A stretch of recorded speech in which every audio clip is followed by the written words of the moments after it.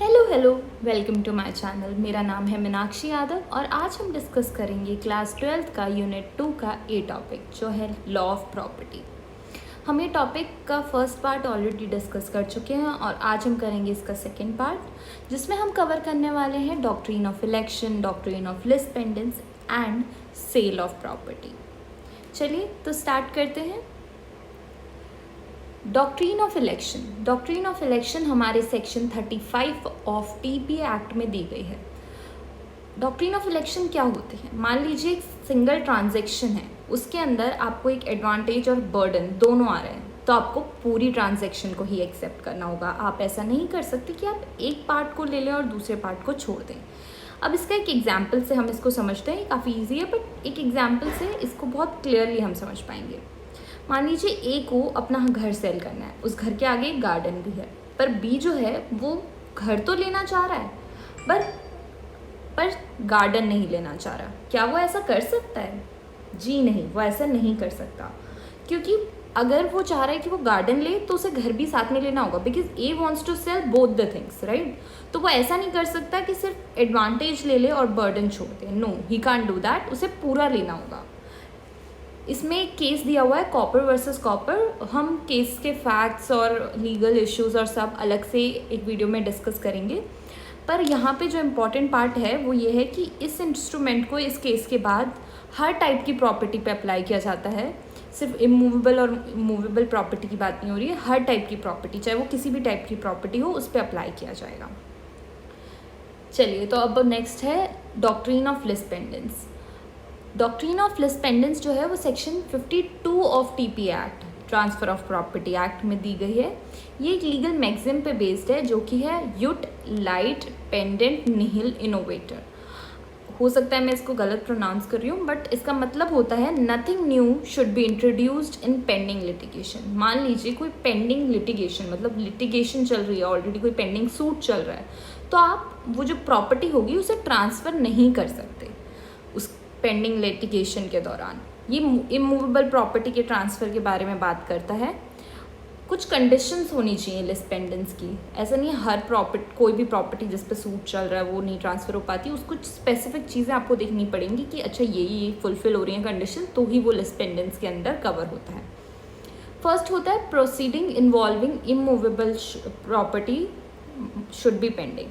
जो प्रॉपर्टी है वो इमूवेबल होनी बहुत ज़रूरी है। मूवेबल प्रॉपर्टीज़ पे लिस पेंडेंस का रोल नहीं है, इमूवेबल प्रॉपर्टी पे है। देन नेक्स्ट इज वो जो इमूवेबल प्रॉपर्टी है वही क्वेश्चन में होनी चाहिए, उसी पे होना चाहिए पूरा इशू। प्रॉपर्टी पे ट्रांसफ़र किया जाना ज़रूरी है। लिस पेंडेंस से अगर आपको किसी चीज़ को हिट करना है तो इसका मतलब है कि जब वो सूट चल रहा है तो वो इंसान जो ओनर है या जिसके पास वो प्रॉपर्टी है वो उसको दूसरे को ट्रांसफ़र करे, तभी लिस पेंडेंस बीच में आता है, अदरवाइज नहीं आता है। इससे किसी इंसान की जो ट्रांसफ़र हो रहा है, इससे जो पार्टीज़ हैं उसकी किसी की राइट को नुकसान होना चाहिए। अब इसमें एक एग्जांपल आप ले सकते हैं कि मान लीजिए एक प्रॉपर्टी है, उस पर रेंट से रिलेटेड इशू चल रहा है। वो प्रॉपर्टी पे लिटिगेशन तो रेंट से रिलेटेड इशू चल रहा है कि रेंट पे नहीं की है, जो इंसान एक ओनर है वो बोलता है कि नहीं इसने रेंट पे नहीं की है, जबकि वो कहता है नहीं मैंने रेंट पे कर दिया है। तो वो सूट जो है वो रिलेटेड टू रेंट है, ना कि ओनरशिप से रिलेटेड है। इसके दौरान अगर ओनर चाहे तो वो प्रॉपर्टी ट्रांसफ़र कर सकता है, उसे लिस पेंडेंस से हिट नहीं किया जाएगा, क्योंकि वो रेंट से रिलेटेड इशू है। प्रॉपर्टी की ऑनरशिप से रिलेटेड कोई इशू नहीं है यहाँ पे, तो इसलिए वो ट्रांसफ़र कर पाएगा। इसके लिए मैंने एक एग्जाम्पल भी दिया है कि A has a litigation to determine the title of property with X during pendency of litigation. A initiates the sale of property in favour of B. यहाँ पे जो है प्रॉपर्टी की टाइटल जो है वो क्वेश्चन में था, और इसके दौरान ए जो है वो सेल करता है property in favour of B. क्या वो ऐसा कर सकता है? तो नहीं, वो ऐसा नहीं कर सकता। ये लिस पेंडेंस से हिट होगा, क्योंकि यहाँ पे प्रॉपर्टी के टाइटल का सवाल आ रहा है, वहाँ पे रेंट का इशू था। टाइटल ऑफ प्रॉपर्टी क्वेश्चन में नहीं था, पर यहाँ पे है, तो ये लिस पेंडेंस से हिट होगा। Now coming to sale.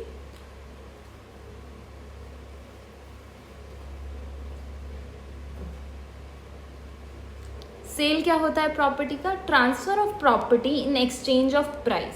Cell हम सब बहुत जनरल टर्म है, हम जैसे यूज़ करते हैं, हम सबको पता ही होगा इसका मतलब। आप कोई चीज़ को किसी और को दे रहे हैं, ट्रांसफ़र कर रहे हैं, उस चीज़ की ओनरशिप आप किसी को दे रहे हैं। हमने स्टार्टिंग में 3 तरह की राइट्स के बारे में पढ़ा था, right to possess, right to own, right to alienate, जो कि एक प्रॉपर्टी से रिलेट की जाती है। तो यहाँ पे आप ओनरशिप जो है आपके पास, वो इन एक्सचेंज ऑफ प्राइस दे रहे हैं। लाइक एक आप उससे कंसिडरेशन लेंगे और उसके रिटर्न में आप उसकी ओनरशिप उसे दे देंगे। यहाँ पे 2 पार्टीज़ इन्वॉल्व होती हैं, एक तो सेलर होता है और एक बायर होता है। बहुत सिंपल है, सेलर जो सेल करेगा और बायर जो खरीदेगा, है ना। कंसिडरेशन वर्ड कई लोगों को न्यू लगता है, तो उसके लिए वो होता है जो मनी, जिसके लिए आप वो ओनरशिप ट्रांसफ़र कर रहे हैं इन रिटर्न, वो मनी को हम कंसिडरेशन कहते हैं। सेल में यूजुअली मनी ही कंसिडरेशन होता है। Essentials of a valid transfer, एक वैलिड ट्रांसफ़र के होने के लिए सेलर और बायर दोनों का होना बहुत ज़रूरी है। दोनों जो पार्टीज़ हैं वो कॉम्पिटेंट होनी चाहिए ट्रांसफ़र करने के लिए, डिस्क्वालीफाइड फ्रॉम लॉ नहीं होनी चाहिए, माइनर नहीं होनी चाहिए, अनसाउंड माइंड नहीं होना चाहिए, वो सब सारे कॉम्पिटेंट होनी चाहिए, तभी वो ट्रांसफ़र कर पाएंगी। प्रॉपर्टी जो है वो एग्जिस्ट करनी चाहिए जिसे आप ट्रांसफ़र कर रहे हैं। ऐसा नहीं एक प्रॉपर्टी है ही नहीं, आप उसे ट्रांसफ़र कर रहे हैं, या फ्यूचर की कोई प्रॉपर्टी नहीं, वो आप नहीं कर सकते। सेल करने के लिए आपको प्रॉपर्टी का उस समय एग्जिस्ट करना ज़रूरी है। कंसिडरेशन जो है वो मनी के फॉर्म में होती है। सेल में यूजुअली मनी के फॉर्म में ही कंसिडरेशन होती है। Contract in accordance to law होना चाहिए।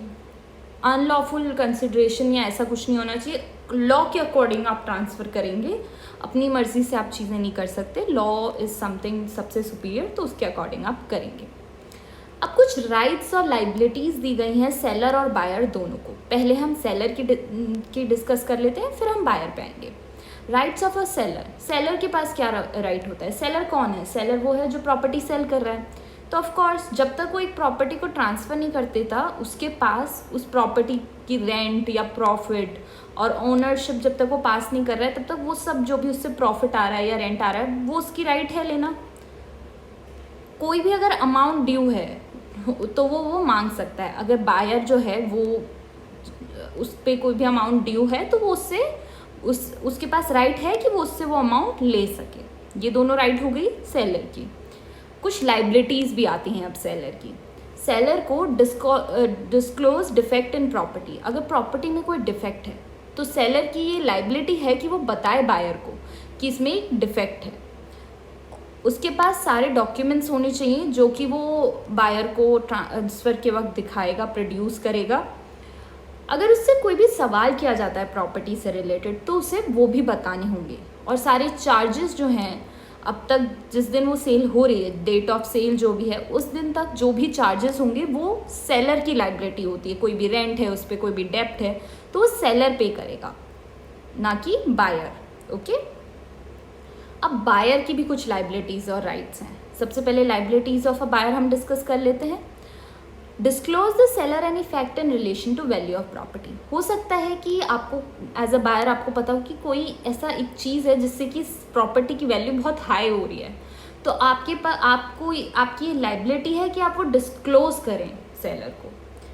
पे to seller purchase money, of course कोई चीज़ आप खरीद रहे हैं तो आपको उसका पेमेंट तो मनी तो पे करना ही होगा। वही मनी, उसी मनी की बात करें कि यू आर लाइबल टू पे दैट मनी। अगर ओनरशिप आपके पास आ गई है, इसके बाद अगर कोई भी लॉस होता है तो आप ये नहीं कह सकते कि सेलर पे करेगा। नो, अब आपने ले लिया, अब इससे रिलेटेड कोई भी अगर लाइबिलिटी आती है, आगे कोई भी लॉस आता है, अराइज होता है फ्यूचर में, तो वो आप लाइबल होंगे। कोई भी पब्लिक चार्जेस, रेंट, अगर वंस आपको ओनरशिप मिल गई तो आप लॉस के लिए तो हैं ही हैं लाइबल, साथ में अगर कोई चार्जेस, रेंट या कुछ भी है तो उसके लिए भी आप लाइबल होंगे। अब बायर को कुछ राइट्स भी दी गई हैं। आपके पास एक बार ओनरशिप आ गई, आप सेलर को बोल सकते हैं कि आप रजिस्ट्रेशन कराइए, और रजिस्ट्रेशन ऑफ सेल के लिए आप उसे कंपेल कर सकते हैं।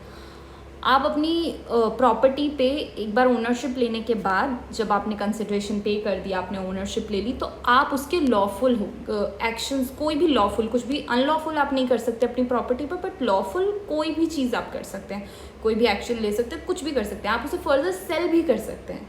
तो एक बार ओनरशिप आ गई तो लॉफुल जितने भी एक्शन है वो करने के लिए आपको राइट मिल जाती है। यहाँ पे केस दिया हुआ है मैडम पिल्लई वर्सेस बदर काली।